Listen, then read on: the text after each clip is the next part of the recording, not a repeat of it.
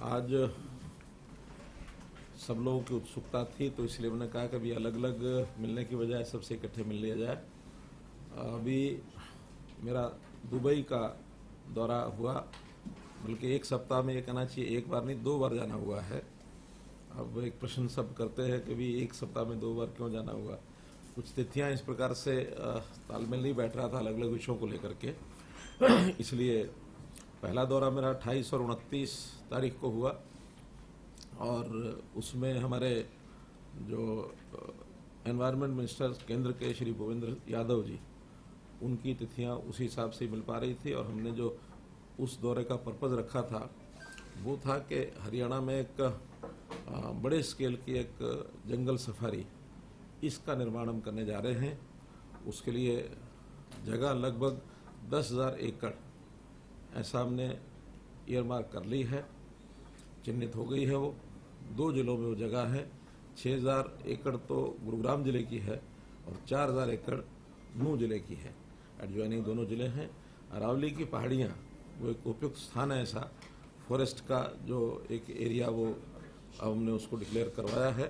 तो forest area declaration के बाद वहाँ एक जंगल सफारी वो बनेगी। तो उस सफारी को बनाने के लिए कई प्रकार की जो कंसल्टेशंस हैं वो चल रही हैं। और प्रत्यक्ष शारजा की एक सफारी जो लगभग 2,000 एकड़ में है, उसका नाम भी काफ़ी प्रसिद्ध सफारी है। अफ्रीका के जंतुओं को ला करके, एनिमल्स को ला करके और वो निर्माण किया गया उसका। पिछले 7 साल से उसका निर्माण हो रहा है, लेकिन अच्छी एक प्रेजेंटेशन उनकी है, तो हमने कहा उसको भी पहले देखेंगे और इंटरनेशनल लेवल के और जो कंसल्टेंट्स हैं उनसे भी कंसल्ट करेंगे, ताकि एक अच्छी लेवल की सबसे बड़ी सफारी एक प्रकार से ये होगी।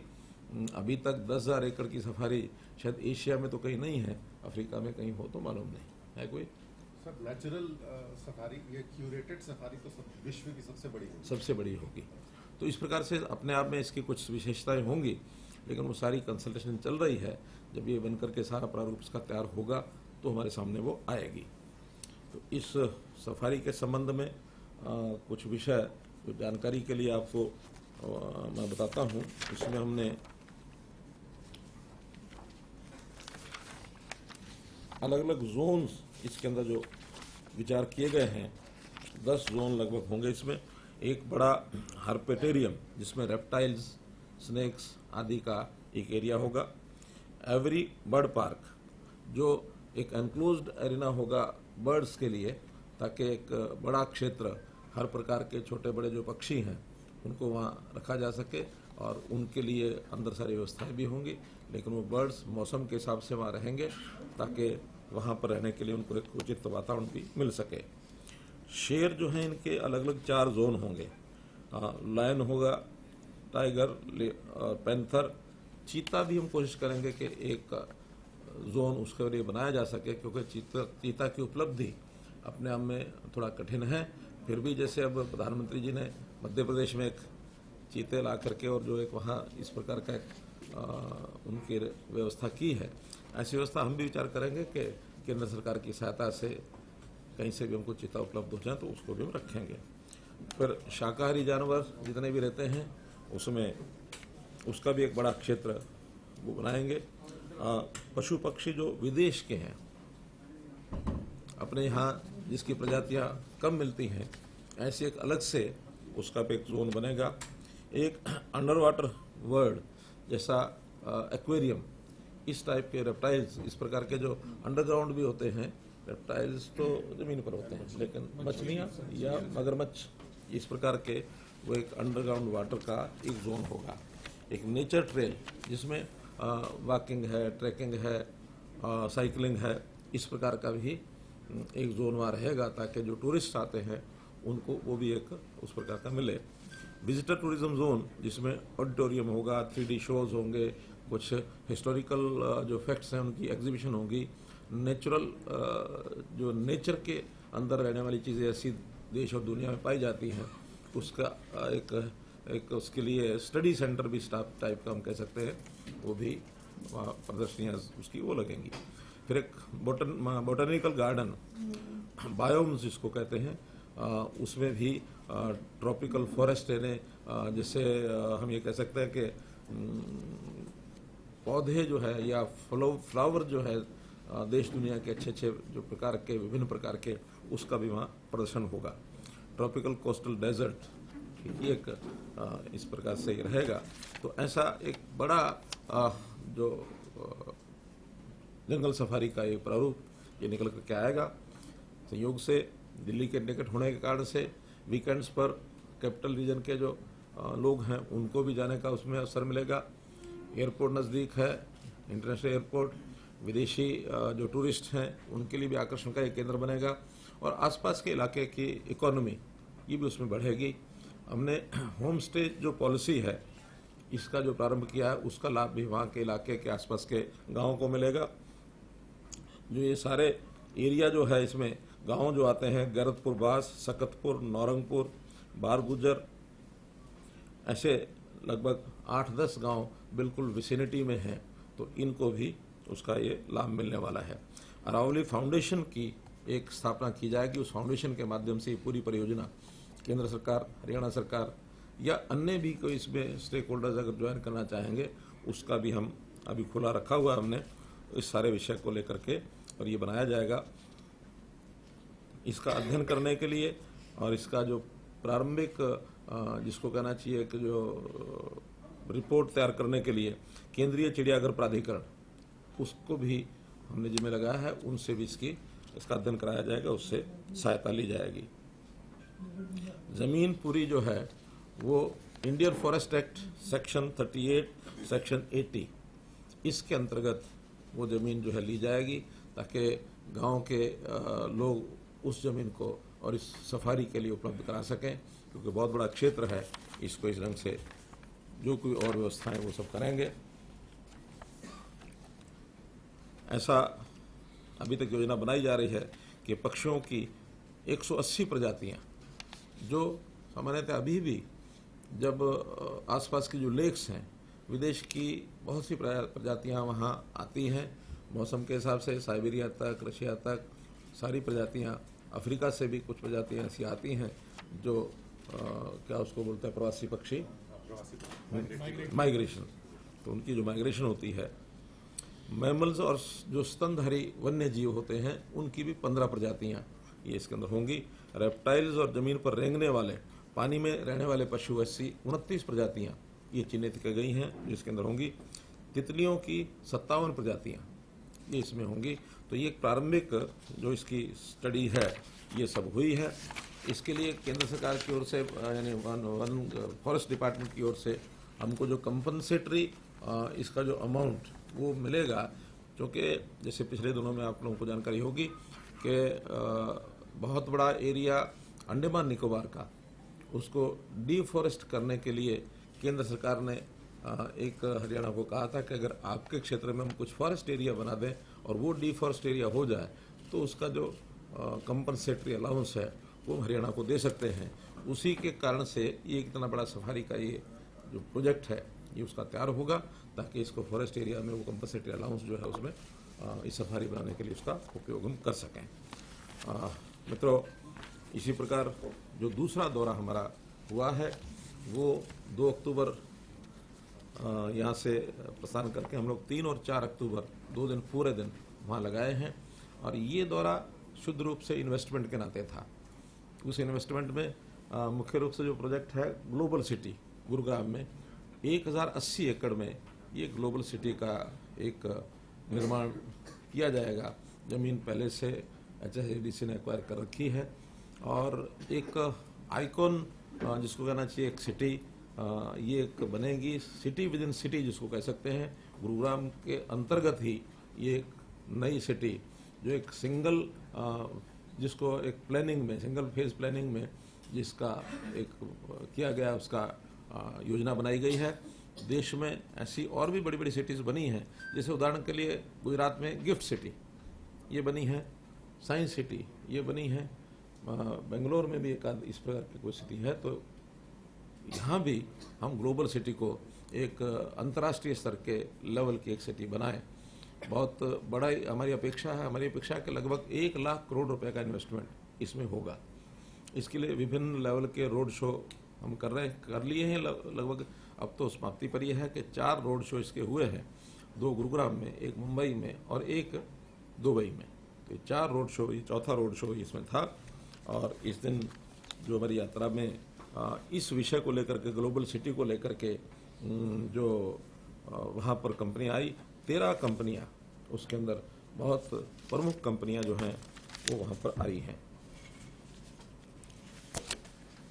अब उनके बारे में अगर जानकारी बतानी है तो मैं बता सकता हूँ कि Dubai investment, Sobha realty, Danube properties, Nakheel, DP world, Ellington properties, Gulf Islamic investment, Tabreed, Al Marjan island, Al Hamra, डलंड्स प्रॉपर्टी, दामाक, EMIS।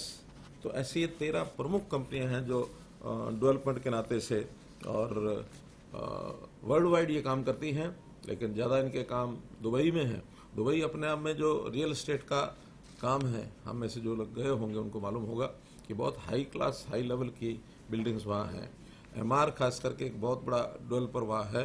तो उस MR के, जैसे हमारे गुरुग्राम में हम DLF कह सकते हैं, इस प्रकार का MR ग्रुप है। MR ग्रुप गुड़गांव में भी काम कर रहा है, देश के, दुनिया के और भी कोनों में काम कर रहे हैं। तो ये सब लोग वहाँ आए थे, सब ने बहुत उत्साह अपना वो दिखाया है। तो उसके नाते से ये जो हमारा एक, उसके बाद नेक्स्ट डे इन्वेस्टर जो डिफरेंट कंपनीज थी वो जो है उसका भी एक मीटिंग की थी। उसमें भी अलग अलग प्रकार के जो इन्वेस्टमेंट करने वाले जो लोग थे वो उसके अंदर आए थे। और उसमें भी बहुत उत्साह दिखाया लोगों ने, चाहे हमारे यहाँ एग्री बिजनेस का विषय है, लॉजिस्टिक्स का है, FMCG का है, फूड प्रोसेसिंग है, सॉफ्टवेयर है, डेवलपर्स एंड इन्वेस्टर्स, इन सब के जो इन्वेस्टर्स हैं उन्होंने अपना एक उत्साह अपना दिखाया है। एक बड़ा ग्रुप है जो वहाँ की गवर्नमेंट का है, Abu Dhabi investment authority, ADIA, इन्होंने भी, और हरियाणा में मल्टी मॉडल लॉजिस्टिक्स जो हमारा नांगल चौधरी है, और ग्लोबल सिटी में भी ऐसा अपना एक रुचि दिखाई है। इंटीग्रेटेड एविएशन हब और integrated manufacturing cluster Hisar airport, इसका भी उत्साह दिखाया कि वहाँ हिसार में भी जाकर के इन्वेस्टमेंट करने की बात करते हैं। ऐसे ही आलडार ग्रुप जो है, आलडार ग्रुप, ये भी बड़ा ग्रुप है अबू धाबी में, इन्होंने भी ग्लोबल सिटी में अपना कुछ ना कुछ इन्वेस्टमेंट करने की बात कही है। वहाँ के जो सुल्तान हैं, सुल्तान अहमद बिन सुलायम, जो DP वर्ल्ड के चेयरमैन हैं, उनके साथ 1-to-1 मीटिंग हुई है। और उसमें भी उन्होंने ये जो नांगल चौधरी का इंटीग्रेटेड मल्टी मॉडल हब जो है, लॉजिस्टिक हब, इसमें रुचि दिखाई है। और उन्होंने तो यहाँ तक कहा कि इसमें हम अपनी इन्वेस्टमेंट करके अपनी इक्विटी भी कर सकते हैं। वो इक्विटी शायद मेजॉरिटी इक्विटी मांगते हैं, हाँ, मेजॉरिटी इक्विटी वो ले करके और अपनी प्लानिंग से उसको चला सकते हैं। अब हमने विचार करना है कि उनको मेजॉरिटी इन्वेस्टमेंट दे पाएंगे कि नहीं दे पाएंगे, क्योंकि इसमें सेंट्रल गवर्नमेंट का भी एक शेयर है। तो सेंट्रल गवर्नमेंट से बात करेंगे, अगर सहमति बनी तो उसको हम दे सकते हैं। एक अच्छा डेवलपमेंट उनका अपने लेवल पर हो जाएगा। एक हमने वहाँ जो ओवरसीज प्लेसमेंट जो कंपनीज़ हैं उनके साथ मीटिंग की है। तो प्लेसमेंट कंपनीज 8 कंपनीज वहाँ आई थी। उनके सामने मैंने विषय रखा कि हम हरियाणा से स्किल्ड, सेमी स्किल्ड वर्कफोर्स जैसी उनकी रिक्वायरमेंट है वो भी उनको उपलब्ध करा सकते हैं। यहाँ हमने स्किलिंग के लिए यूनिवर्सिटी अलग से बनाई है। जो वाइस चांसलर स्किलिंग यूनिवर्सिटी के वो भी गए थे साथ में इस मीटिंग के लिए। और जो हमारा फॉरेन कोऑपरेशन डिपार्टमेंट है उनके भी पवन चौधरी जो एडवाइज़र है वहाँ, उनको भी लेकर के गए थे ताकि इनके माध्यम से उस काम को हम चलाएँ। टारगेट्स उन्होंने हमसे भी पूछे, हमने उनसे भी पूछे हैं। बातचीत अभी फाइनल कंपनियों से नहीं हुई है, लेकिन एक प्रारंभिक रास्ता हमने खोला है। हमने अपनी ओर से 1 लाख नौजवानों की ऐसी संख्या रखी है कि हम देश के, दुनिया के विभिन्न देशों में 1 लाख लोगों को भेजने की अपनी स्किलिंग की तैयारी कर सकते हैं। चाहे वो स्किल यूनिवर्सिटी के माध्यम से हो, चाहे हरियाणा स्किल डेवलपमेंट जो मिशन है हमारा उसके माध्यम से हो, या वो कंपनियां स्वयं भी अपने स्किलिंग के सेंटर्स यहाँ खोल सकती हैं। हम उनको फैसिलिटेट करेंगे ताकि हमारे नौजवान पढ़ाई लिखाई करके टेक्निकल जो खास करके ITI ट्रेंड ऐसे बच्चे हैं, नौजवान हैं, वो वहाँ की इंडस्ट्री के लिए जा सकते हैं। रियल एस्टेट डेवलपमेंट में भी वहाँ पर जो आवश्यकता होती है, मेसन्स की, टाइल के जो लगाने वाले लोग हैं, इलेक्ट्रीशियंस हैं, इस प्रकार के जो लोग हैं उनकी ट्रेनिंग करा करके वहाँ भेज सकते हैं। बातचीत प्रारंभ हुई है, सब लोगों ने कहा कि सेकंड राउंड में हम करेंगे, लेकिन खुशी की बात है कि हम यहाँ अभी पहुँचे भी नहीं थे। विद इन 14 आवर्स एक कंपनी ने एक जो हमको एक छोटा ऑर्डर जिसको कहना चाहिए प्रयोग के लिए, कि अभी हमें हाउस कीपिंग के लिए कुछ लोग चाहिए, आप कितने भिजवा सकते हैं, उनका बायोटा और उनकी लिस्ट हमको भेजिए ताकि उनको रखने के लिए तैयार होंगे। हम यहाँ से भेजेंगे ताकि उनकी सिलेक्शन कराई जा सके। हम इसमें अपना जो हमारा जो पोर्टल है, परिवार पहचान पत्र नहीं, हमारा परिवार पहचान पत्र के माध्यम से ही जो पहली प्रायोरिटी हमारी ये रहेगी कि जो परिवार गरीबी रेखा से नीचे हैं, ऐसे परिवारों के बच्चे जो अनएम्प्लॉयड हैं, उनकी ट्रेनिंग करा कर उनको वहाँ भेजें ताकि उनको भी उसका लाभ मिले। कुल मिलाकर शॉर्ट में ये जो हमारा ट्रिप है, वास्तव में ये एक मिशन विशेष को लेकर के हम गए थे, और दोनों दिन, पहले का लगभग 1.5 दिन और ये 2 दिन, 3-3.5 दिन में हमने कोई 800 किलोमीटर की जर्नी की। यानी इस दूसरे ट्रिप में 45 घंटे में 500 किलोमीटर की जर्नी अबू धाबी और ये हमारा दुबई, और पहले वाले में शारजाह और दुबई, ताकि हम ज़्यादा उपयोग अपने इस विजिट का कर सकें। पहले ट्रिप में हमारा जो टूरिज़्म डिपार्टमेंट है वो उसका आयोजक था, क्योंकि शहर सफारी जो है वो टूरिज़्म डिपार्टमेंट के माध्यम से होनी है।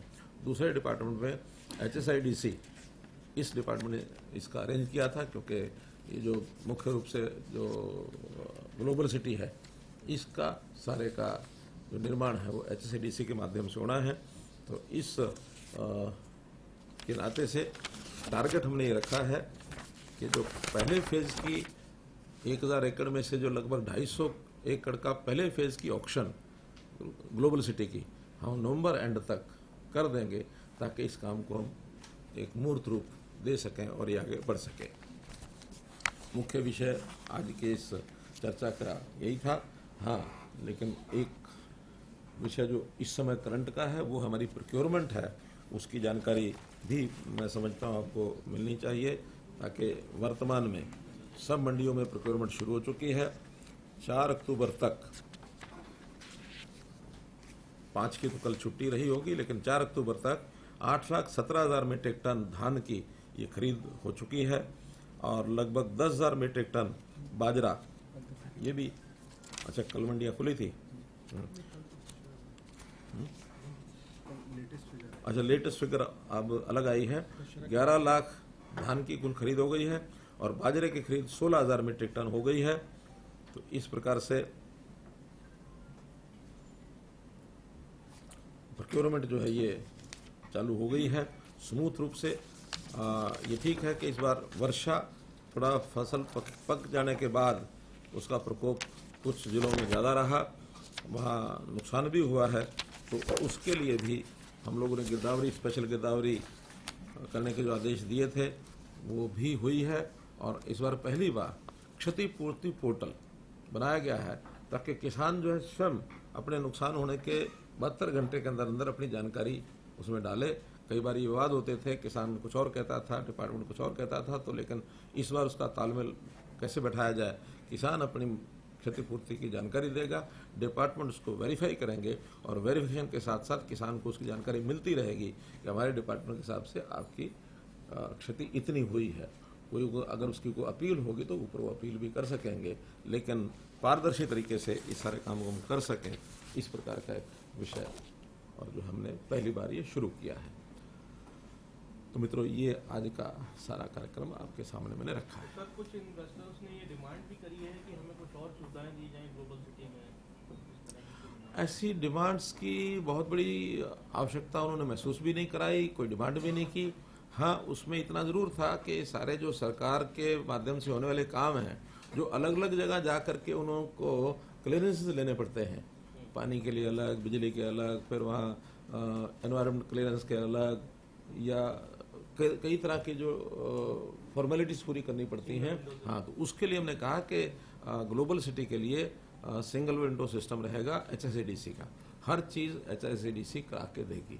जहाँ तक एनवायरनमेंट क्लियरेंस का विषय है, एनवायरनमेंट क्लियरेंस टोटल एरिया का हो चुका है, इसलिए अब कोई वो कठिनाई उनको नहीं आएगी। इसीलिए और 3 साल के अंदर अंदर उनको अपने निर्माण की जो प्रगति है वो दिखानी होगी। और 3 फेज में इसी प्रकार से इसीलिए हम कर रहे हैं कि कुछ लोगों की तैयारी तुरंत थी, कुछ लोगों ने ये भी कहा कि हमको अध्ययन करने के लिए समय और थोड़ा चाहिए, तो इसीलिए फर्स्ट फेज केवल 250 एकड़ का करेंगे। फिर जिनको तैयारी करनी है वो 4-6 महीने में अपनी तैयारी करेंगे। हर किसी को नए प्रोजेक्ट के लिए वहाँ अपना अध्ययन करना पड़ता है, तो उनको सेकंड फेज में अवसर मिलेगा। स्किल डेवलपमेंट में जो यूथ मांगे हैं उसमें कौन कौन सी फील्ड पे पर्टिकुलरली फोकस करेंगे हम? ये हम तो फोकस करेंगे उनकी डिमांड के हिसाब से, क्योंकि उनकी डिमांड और वो किस प्रकार की क्वालिफिकेशन सर्टिफिकेशन चाहते हैं तो उसी हिसाब से हम तैयारी करेंगे।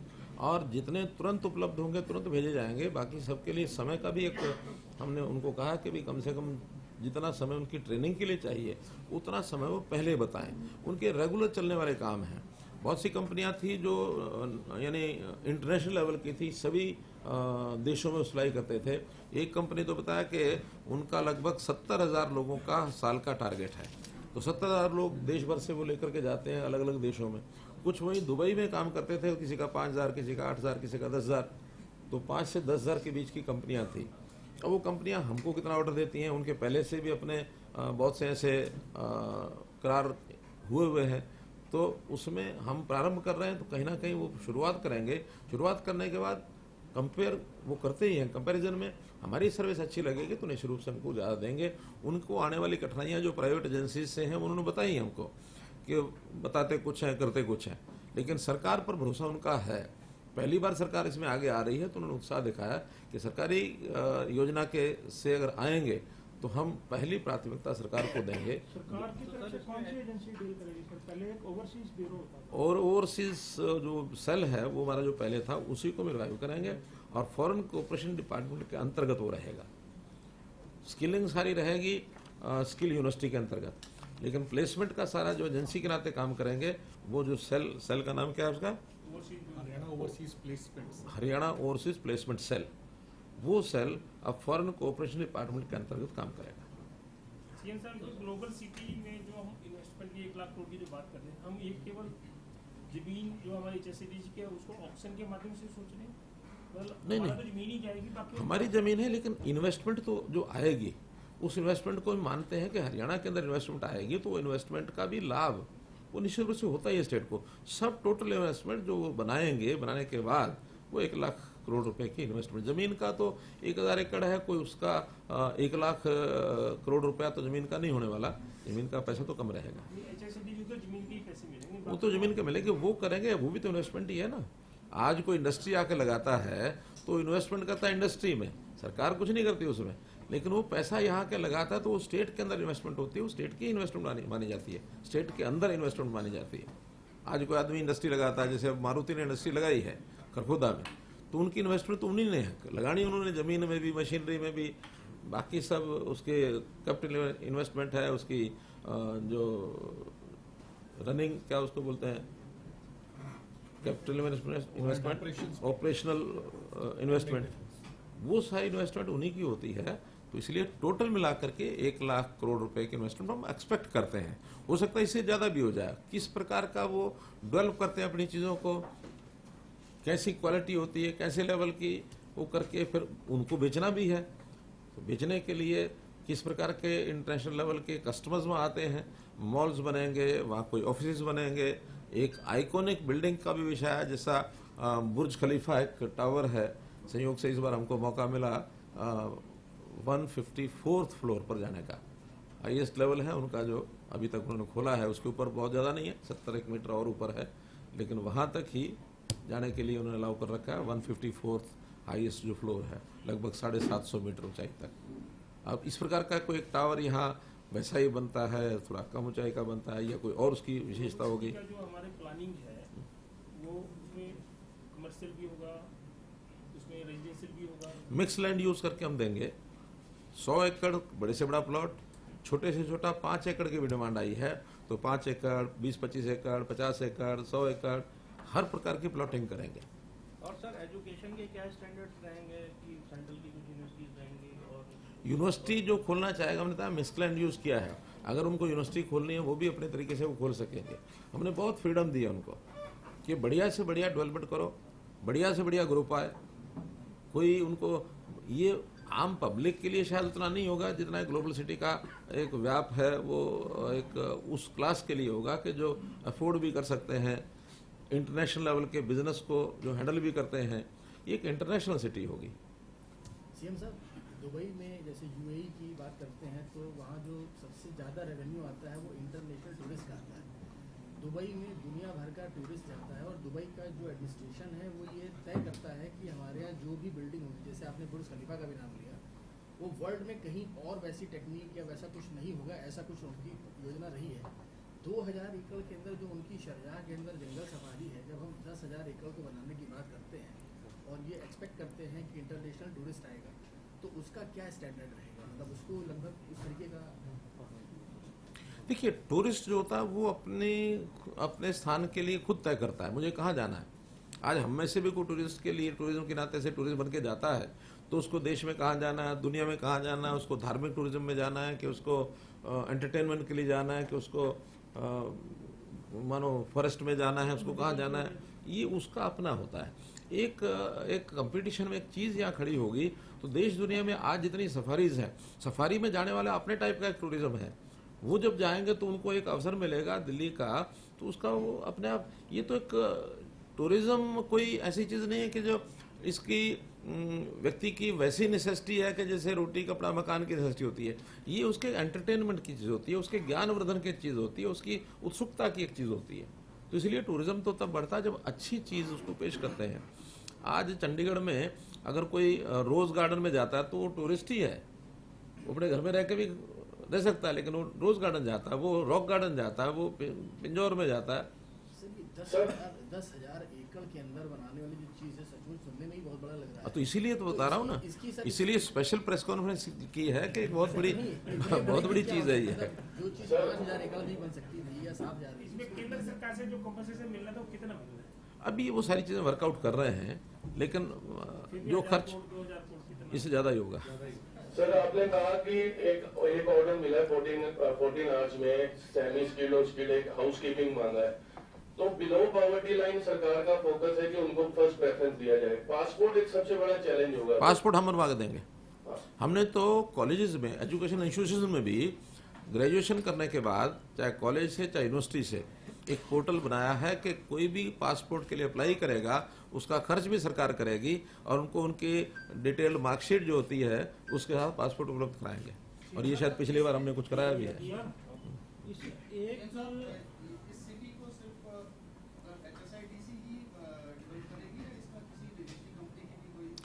HSIDC उस पूरे सिटी की डेवलपर है। डेवलपर माने जहाँ जो फैसिलिटेशन है वो HSIDC करेगी, रोड्स है, सीवरेज है, पानी है, बिजली है। बाकी तो जो प्लॉट लेने वाला जो भी डेवलपर है उस प्लॉट की डेवलपमेंट उसने करनी है। हमने तो उसको एक FAR, यूनिवर्सल FAR जो है, ग्लोबल FAR जिसको कहते हैं, वो 3 दिया है। 3 FAR का मतलब है कि अगर वो खाली जगह भी रखेगा उसका भी FAR अपनी बिल्डिंग में यूज करेगा। सीएम साहब, आपका जो दुबई दौरा है इस पर विपक्ष ये कह रहा है कि इससे पहले भी इन्वेस्टमेंट समिट हरियाणा में हुआ था, लेकिन सरकार इवेंट मैनेजमेंट करती है, इन्वेस्टमेंट तो पिछले 8 साल में हरियाणा में नहीं आई है। ये नहीं, उनको नहीं कहना ही अच्छा लगता है। हमें पता है कि कितनी इन्वेस्टमेंट आई है हमारे यहाँ, यानी 5 लाख 5.5 लाख रोजगार इससे पिछले 8 साल में केवल उस इन्वेस्टमेंट के आधार पर हुआ है। ये गुरुग्राम में इतने बड़े बड़े सारे सिस्टम खड़े हो गए हैं, इतनी इंडस्ट्री आ गई है, ये उस इन्वेस्टमेंट के कारण से ही आई है। कितनों को तो आपने देखा है, कितने हमारे यहाँ भी अभी भी जमीनें लोग खरीद रहे हैं। अब ये लुल्लू ग्रुप है, लुल्लू ग्रुप ने कहा कि हमने अपनी एक बहुत बड़ा मॉल बनाना है, हमको 15-20 एकड़ जमीन चाहिए, हम किसी भी कीमत पर यहाँ खरीदेंगे। अब वो खरीदेंगे। ऐसे ही एक हिंद टर्मिनल्स वाले, उन्होंने भी रेवाड़ी में जगह खरीद ली है। उनके 2 प्रोजेक्ट पहले चल रहे हैं, एक पलवल में उनकी इन्वेस्टमेंट अभी आई है, इसी हमारे कार्यकाल में आई है। कुरुक्षेत्र का तो CLU आज हमने 8 दिन पहले दिया है। 8 दिन पहले क्या, जो पहला ट्रिप था 28 तारीख का, 28-29 का, तो 28 तारीख को हमको मिले हिंद टर्मिनल वाले। वो कहने लगे हमने वहाँ ज़मीन भी खरीद ली है, हमको CLU नहीं मिल रहा। हमने बात थी कि यहाँ के CLU क्यों नहीं दिया भाई। वो कहा लेकिन का जो रास्ता है वो थोड़ा सा छोटा पड़ता है, हमारी पॉलिसी रास्ते में बड़ी है। मैंने कहा भी अगर छोटा है तो इन्होंने काम चलाना अपना छोटे से भी चला लेंगे, आप इनको इनकी जो छूट देते हुए और इनको हम रास्ता दे सकते हैं कि नहीं दे सकते हैं, कि आप करें तो दे ही सकते हैं। मैंने उनको 3 दिन का वायदा किया, भी 3 दिन में आपको CLU मिल जाएगा। मैं वहाँ से वापस आया, आने से पहले ही हमारे यहाँ के अधिकारियों ने उनको CLU भेज दिया। इस बार वो स्पेशली थैंक करने के लिए आए कि आपने 3 दिन कहा था, 24 घंटे के अंदर CLU मिल गया हमको। तो इसमें तो सर नॉर्म्स में बदलाव करना पड़ेगा और लोग भी मांगेंगे। मांगे ना। उसके बाद 2 कंपनियां और जो इसी कारण से रुकी हुई थी कि हमारे यहाँ प्लॉट का रास्ता कम है, उन्होंने अप्लाई कर दिया CLU के लिए। भाई इंडस्ट्री अगर आती है, अब अगर थोड़ा रास्ता कहीं अगर 32 फुट हमने मांगा, वो कहते हैं हमारे पास 26 फीट है, 32 फुट नहीं है। अब जब तक 32 फुट नहीं होगा, जमीन उनको मिलेगी नहीं मिलेगी। भाई आज 26 फुट से काम चला लो, बाद में 6 फुट 10 फुट चौड़ा करना तो जमीन खरीद लेना बाद में, किसानों से खरीदनी है, हम तो जमीन देंगे नहीं।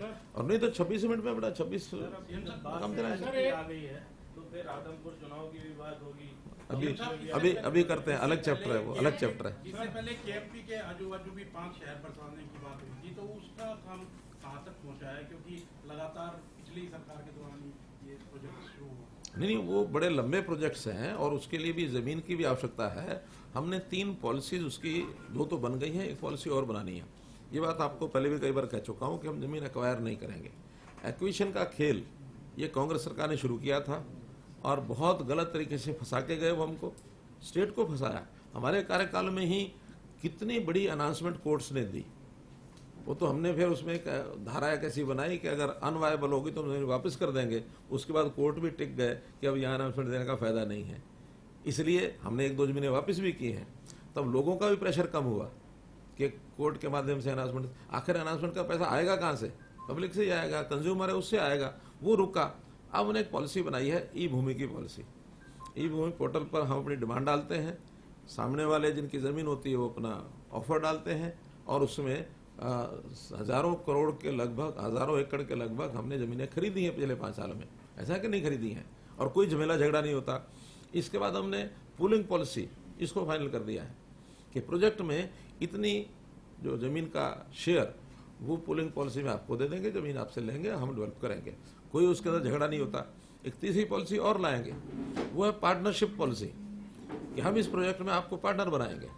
जो प्रॉफिट होगा वो प्रॉफिट जो शेयरिंग बेसिस इन्वेस्टमेंट का, इक्विटी का होगा, उस नाते से शेयरिंग किसान को भी देंगे। तीनों में से किसी पॉलिसी में आए तो ऐसी पॉलिसी लागू अब बनी है, हम इसको ऑफर करेंगे और उसके लिए एक एरिया ज़मीन मिलती जाएगी, उसको चालू करेंगे। लेकिन ये मान के चलो कि ये जो ये हमारी ग्लोबल सिटी है, ये उसी प्रकार का एक बड़ी सिटी का एक प्रारूप है।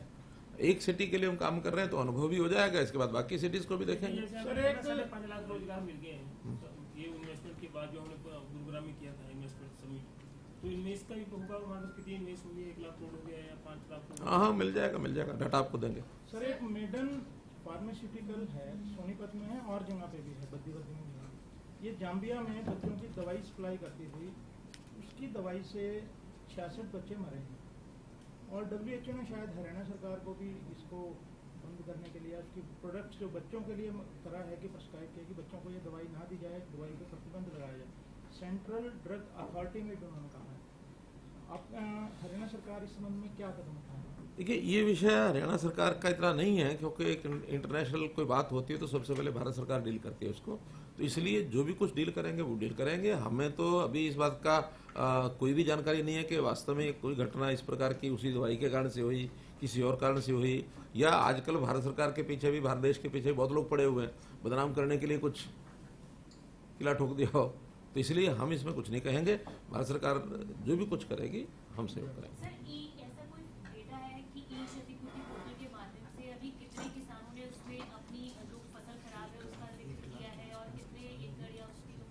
ये सीएम साहब को पता बताएंगे सारा।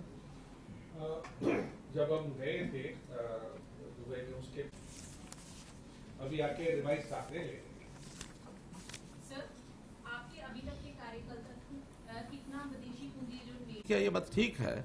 लेकिन इन्वेस्टमेंट समिट जहाँ जिस भी प्रदेश में होती है वो 10 से 15% उसमें मैच्योर होता है। MOUs होना कोई इन्वेस्टमेंट के लिए करार नहीं होता। MOU तो एक अंडरस्टैंडिंग होती है, उस अंडरस्टैंडिंग में कोई भी कहता है कि मेरी ये इच्छा है, बाद में उसको अपने डीपीआर बनानी होती है, उसको अपने फैसिलिटीज देखनी होती है, उसकी अपनी क्षमता देखनी होती है, फिर वो एमओयू यहाँ भी करता है, वो एमओयू कहीं और जाके भी करता है, प्राथमिकताएं उसकी बदलती रहती हैं। लेकिन 10 से 15% जो है वो एमओयू जो है वो मैच्योर होते हैं। हमने उस समय कहा था कि 5 लाख करोड़ रुपया हमारा इन्वेस्टमेंट यानी एमओयू हुए हैं, और मैं निश्चित मानता हूं कि 1 लाख करोड़ से ऊपर इसमें इन्वेस्टमेंट हमारा हो गया होगा। तो आंकड़े ठीक से उसके कैलकुलेट करके हम आपको बताएंगे। सीएम साहब, इसके लिए क्या कोई टाइम फ्रेम सेट किया सरकार ने, जिससे 1 साल बाद हम पूछ सकें सरकार से फिर कि क्या अचीवमेंट थे प्रोजेक्ट गुड़गांव प्रोजेक्ट वाले? मैंने बताया ना कि नवंबर के अंदर इसकी ऑक्शन हो जाएगी शुरू, उसका 1/4 एरिया ऑक्शन करेंगे, बाकी 2 फेज 3 फेज और बनाएंगे। और ये चीजें एक दिन में नहीं बनती। गुरुग्राम को आप देखें 2005 में इसकी सड़कें बननी शुरू हुई थी, आज 2022 में अभी भी प्रोग्रेस में चल रही है। ये जब शहर बसते हैं तो कोई एक यूनिट नहीं होता कि उसका एक टाइमलाइन प्रेस्क्राइब कर सकें कि उस दिन उसका शिलान्यास होगा और उस दिन उसका उद्घाटन हो जाएगा। मल्टीपल प्रोजेक्ट्स की एक सिटी है, तो ये और करने वाले हमारा काम है उसको डेवलप करना, उसको ऑक्शन पर डालना, सामने वाले उसको लेने के बाद उनकी भी अपनी प्लानिंग होती है कब तक वो करें। पंचायत चुनाव का इंतजार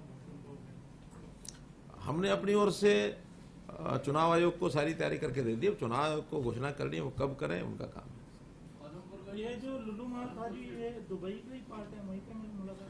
इनके जो मालिक हैं वो केरल के रहने वाले हैं, लेकिन इनका जो कॉर्पोरेट ऑफिस है वो दुबई में है, क्योंकि इंटरनेशनल लेवल की ये कंपनी है, तो वहीं से सारे देशों में काम करते हैं, यहाँ भी काम करते हैं। इनके मेवात में भी एक प्रोजेक्ट है, एक वो मॉल जो उन्होंने 15-20 एकड़ का बनाने की बात कही है, वो गुरुग्राम में बनाने की बात कही है, लखनऊ में खोला है, अभी बड़ा मॉल खोला उन्होंने।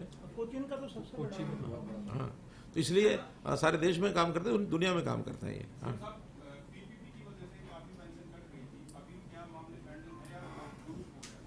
देखिए, पीपीपी के मामले कट गए ऐसा एक शब्द कहना ठीक नहीं है।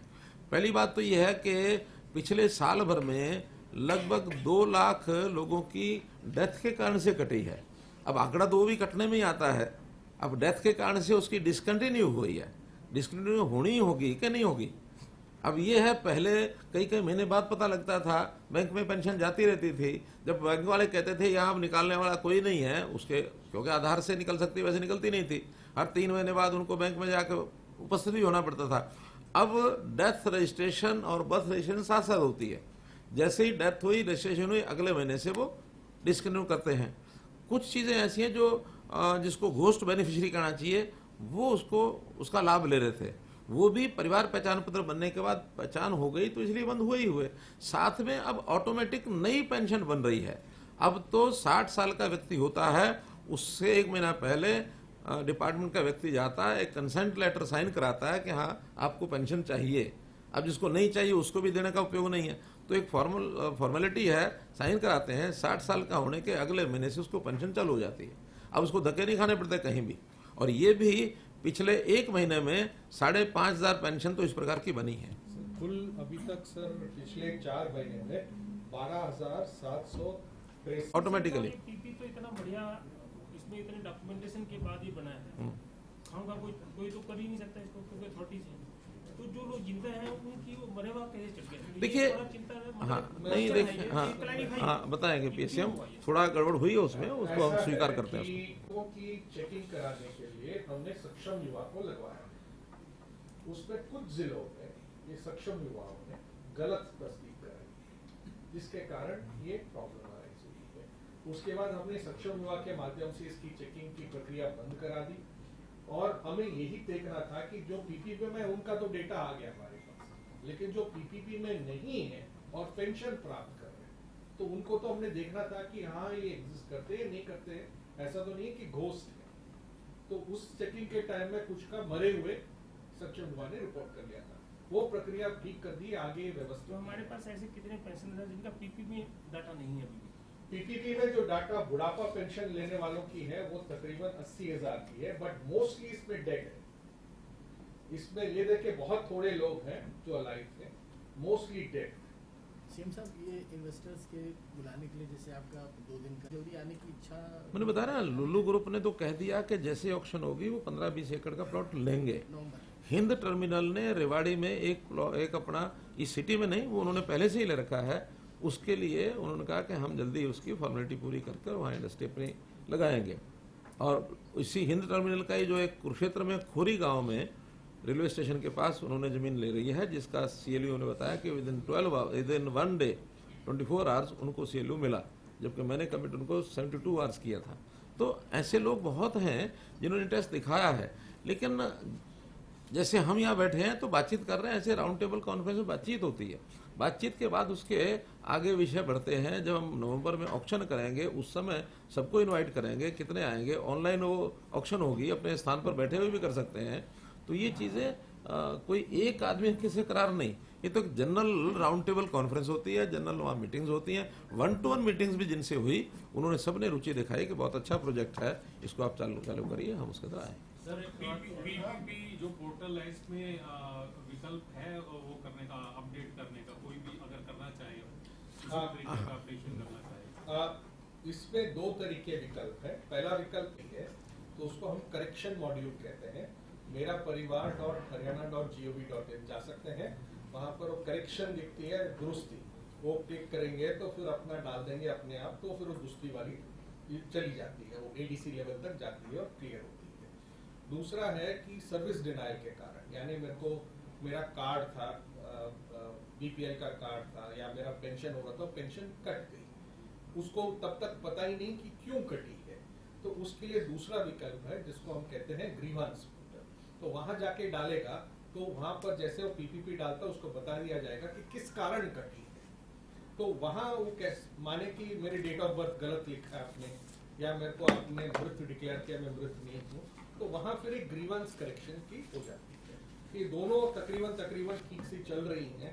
अगर उसकी जो डैशबोर्ड है, ये तो हम पब्लिक भी कर सकते हैं ताकि आप भी देख सकते हो कि कितने लोग आ रहे हैं, कितने की दुरुस्ती हो रही है, कितना करेक्शन।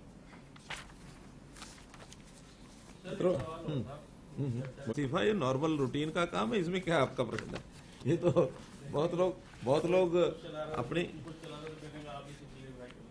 नहीं, देखिए ये एक हर किसी की अपनी व्यक्तिगत योजना होती है।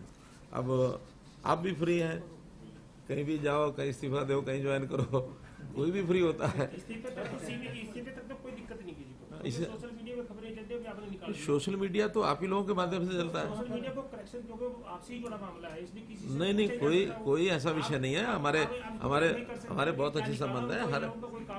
हर परिवार की अपनी, हर आदमी की अपनी योजना होती है।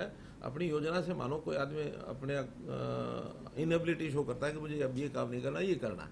अपने यहाँ इस चीज़ की फ्रीडम है। कोई वो सरकारी नौकरी तो थी नहीं कि भी उनको 58 साल के बाद रिटायर होना है, इसलिए उनकी अपनी व्यस्तताएं थी, उनका शारीरिक कुछ कारण थे। उन्होंने कहा कि मैं टाइम पूरा नहीं लगा पा रहा हूँ, तो उन्होंने त्यागपत्र दिया, हमने स्वीकार कर लिया। आदमपुर चुनाव ठीक है, बस मैं अब अंत में कॉन्फ्रेंस है, कोड ऑफ कंडक्ट है, प्लीज इलेक्शन वाले विषय पे ठीक है। चलिए अब समापन करता हूं मैं कि अगला महीना वास्तव में तो अभी शुरू हो ही गया, ये त्योहारों का सीजन, पूरा त्योहारों का सीजन है। दशहरे की बिलेटेड बधाई, और अब करवा चौथ आएगी, अष्टमी आएगी, तो पहले से ही बधाई देता हूँ आपको। आजकल तो पुरुष भी लग गए। चलो मतलब ये सारे तो उस रेंज में है ही है, मैं तो बधाई दे रहा हूँ, उनसे ले थोड़ा ही रहा हूँ।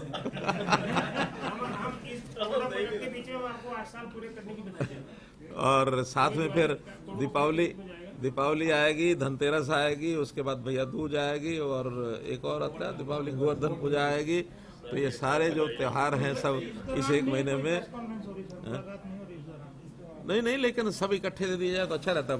बधाई में तो साल भर में इतने दिन आते हैं, ये फादर्स डे है, ये मदर्स डे है, ये फूल्स डे है, ये फलाना डे है। मैं क्या करता था पहले, आज से कुछ साल पहले, ये 2007, 8, 10 की बात है, कि जनवरी के जो भी कोई पहला त्यौहार आता था, सामान्यतः 12 जनवरी आता था, वो यूथ डे होता है, तो मैं उस दिन साल भर के कोई 60-70 दिनों की बधाई उस दिन देता था।